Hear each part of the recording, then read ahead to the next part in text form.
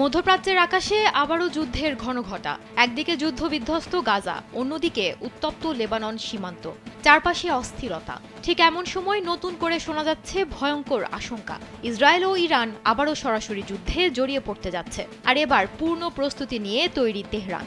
এমনও হতে পারে আসছে ডিসেম্বরের আগেই সংঘাত শুরু হয়ে যাবে। আবার কারো কারো ধারণা হয়তো চলতি আগস্টের আগেই আঘাত হানতে পারে তেল আবিব। ইসরায়েল দীর্ঘদিন ধরেই ইরানের পারমাণবিক কর্মসূচি নিয়ে উদ্বিগ্ন। জুন মাসের সংঘাত ছিল মূলত এই অজুহাতেই। তবে বাস্তবে তা শুধু পারমাণবিক স্থাপনা ধ্বংসের জন্য ছিল না, বরং লক্ষ্য ছিল মধ্যপ্রাচ্যের শক্তির ভারসাম্য পাল্টে দেয়া। কিন্তু সেই যুদ্ধে ইসরায়েল কাঙ্ক্ষিত ফল পায়নি। ফলে ইরান দীর্ঘস্থায়ী ক্ষেপণাস্ত্র হামলা চালিয়ে প্রমাণ করেছে তার সামরিক সক্ষমতা এখনো অটুট। স্যান্ডেলিনা সো, রূপচর্চায় আভিজাত্য।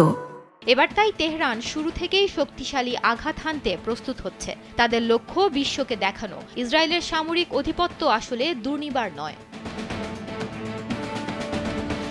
এখানে সবচেয়ে গুরুত্বপূর্ণ হয়ে উঠতে পারে যুক্তরাষ্ট্রের প্রেসিডেন্ট ডোনাল্ড ট্রাম্পের সিদ্ধান্ত।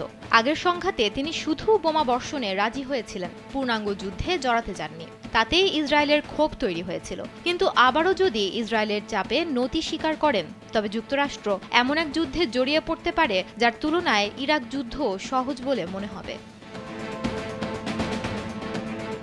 ফরেন পলিসির প্রতিবেদনে বলা হয়েছে, ইসরায়েল একা এই যুদ্ধ চালাতে পারত না। তাই তাদের কৌশল ছিল যুক্তরাষ্ট্রকে সরাসরি জড়ানো। এছাড়া ইরানের সামরিক অবকাঠামো দুর্বল করা, দেশটির শাসক গোষ্ঠীকে ক্ষমতাচ্যুত করা এবং ইরানকে লেবানন বা সিরিয়ার মতো দুর্বল রাষ্ট্রে পরিণত করা, যেন ইসরায়েল নির্বিঘ্নে বোমা হামলা চালাতে পারে যুক্তরাষ্ট্রের কোনো সম্পৃক্ততা ছাড়াই।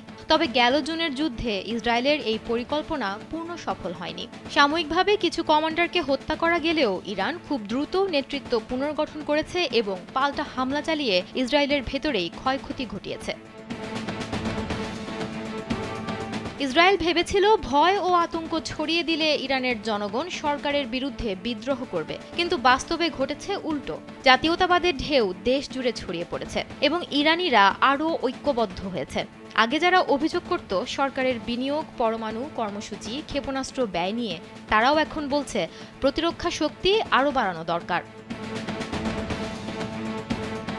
ইরান পুনরায় ইউরেনিয়াম সমৃদ্ধকরণ শুরু করুক বা না করুক, ইসরায়েল প্রতিজ্ঞাবদ্ধ যে তারা ইরানকে ক্ষেপণাস্ত্র ভান্ডার পুনরায় গড়ে তোলা, আকাশ প্রতিরক্ষা পুনর্গঠন বা উন্নত ব্যবস্থা মোতায়েনের সময় দেবে না। এই যুক্তি ইসরায়েলের তথাকথিত ঘাস কাটা কৌশলের মূল।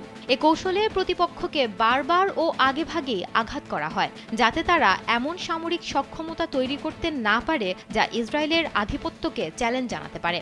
অর্থাৎ ইরান যখন নতুন করে সামরিক সম্পদ গড়ে তুলছে, তখন সেটিই হয়ে উঠছে ইসরায়েলের কাছে দ্রুত হামলা চালানোর অজুহাত। তবে এ ধরনের ফলাফল যাতে ইসরায়েল অর্জন করতে না পারে, তা ইরানি নেতারা ঠেকাতে চাইছেন। ইসরায়েল ও ইরানের মধ্যে দ্বিতীয় যুদ্ধ শুরু হলে ডোনাল্ড ট্রাম্পের ভূমিকা খুবই গুরুত্বপূর্ণ। যদিও তিনি দীর্ঘমেয়াদী যুদ্ধে যেতে আগ্রহী নন, তবুও তিনি ইরানের ওপর প্রথম হামলার অনুমতি দিয়ে ইসরায়েলের ফাঁদে পা দিয়েছেন। এখন ট্রাম্পের জন্য সীমিতভাবে এ যুদ্ধে জড়ানো সম্ভব নয়। তাকে হয় পুরোপুরি যুদ্ধে অংশ নিতে হবে, নয়তো সম্পূর্ণভাবে সরে আসতে হবে। কিন্তু ইসরায়েলের চাপ সত্ত্বেও তিনি সরে আসার মতো দৃঢ়তা এখনো পর্যন্ত দেখাতে পারেননি। আগামী কয়েক মাসই তাই নির্ধারণ করে দেবে মধ্যপ্রাচ্য আবারও কি ভয়াবহ রক্তক্ষয়ী যুদ্ধে জড়িয়ে পড়বে, নাকি বড় কোনো সমঝোতা ঘটবে। তবে একটি বিষয় পরিষ্কার, পরবর্তী ইরান ইসরায়েল যুদ্ধ আগের চেয়ে অনেক বেশি ধ্বংসাত্মক ও প্রাণঘাতী হবে। সুমনা মুস্তফা, কালবেলা।